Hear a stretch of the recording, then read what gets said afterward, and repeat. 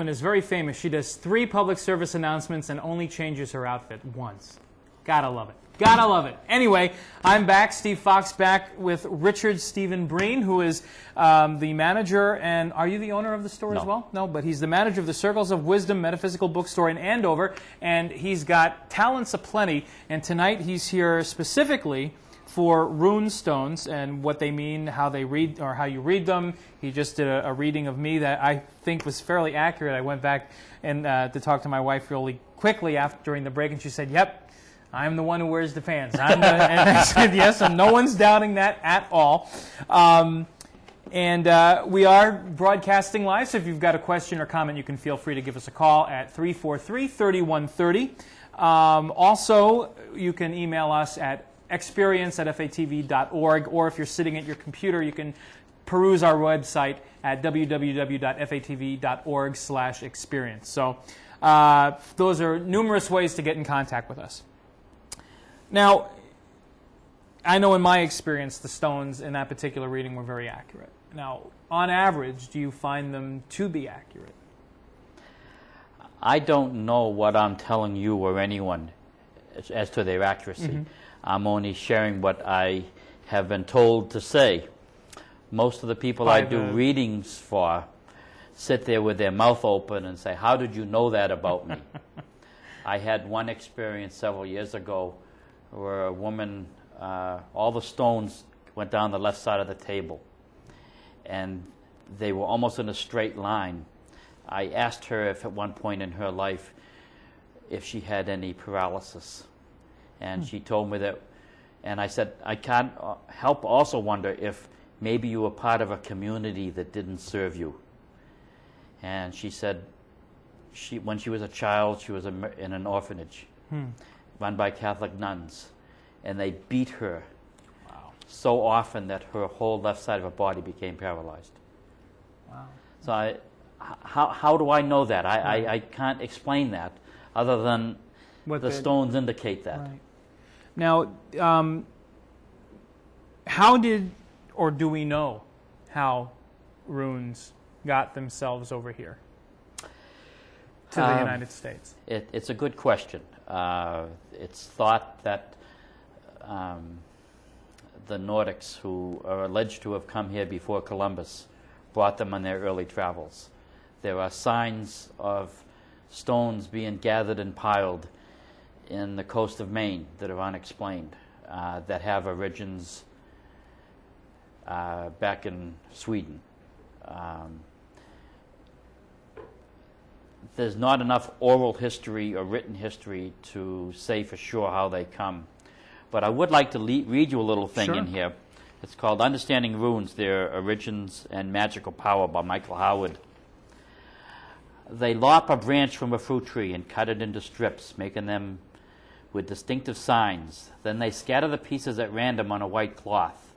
An official priest, if it is a matter of tribal importance, or the head of a household, if it is a private matter, prays to the gods and, looking up into the sky, picks up the sticks one at a time and interprets them in accordance with the sign stamped on them. Now, my sense is, as people traveled, and certainly those of Nordic origin, and the Romans, they took their personal things that were important with them. Right. And if they weren't Christian, they brought what they believed to be their gods with them. And this is certainly something they would have brought with them to help them understand what was going on. Now, has there ever been any relationship between the rune stones and, say, Stonehenge?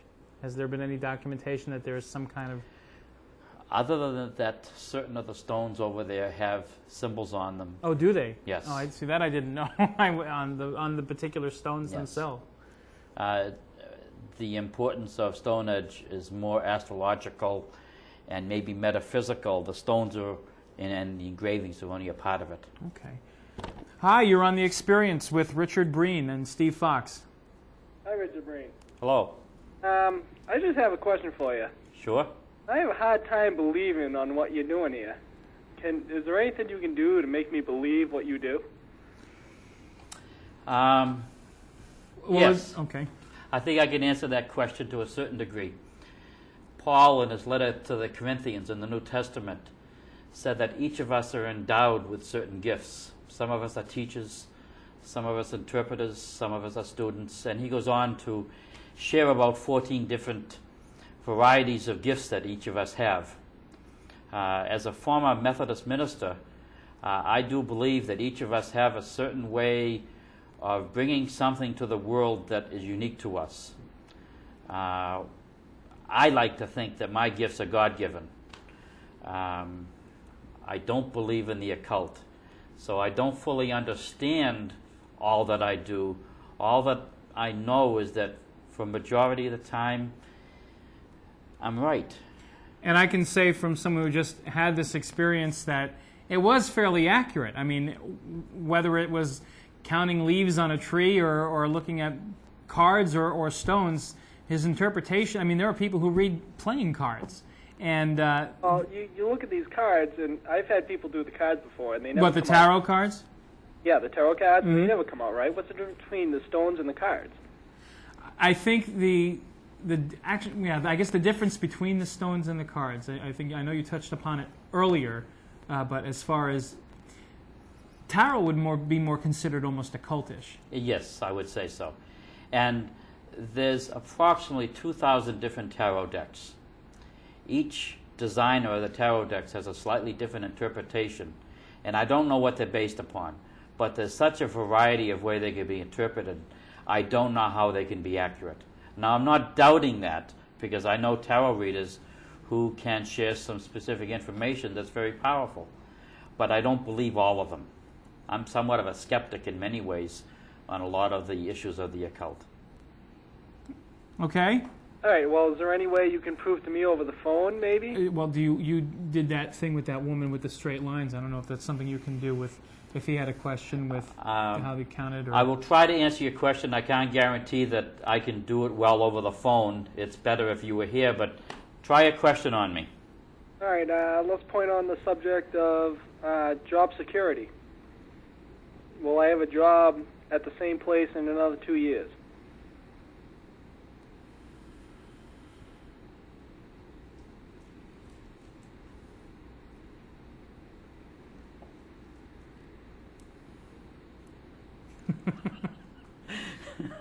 I've picked the stone of security again. I wasn't looking when I picked.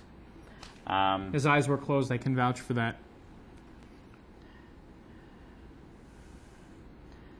My sense of the security of your employer is, I'm very hesitant as to this actual security there. You could choose to stay there. It would be to your detriment. My suggestion is that there's indications that you should try to find another job. Okay. Is that making sense to you? Well, I heard some applause in the background. yeah, not bad. Okay. Well, thank you for the call, and I hope if we've not turned you into a believer, at least I hope you found the show Maybe educational. I should up in person or something. Okay. Well, thank you for the call. Thank you. Have a great night. Bye.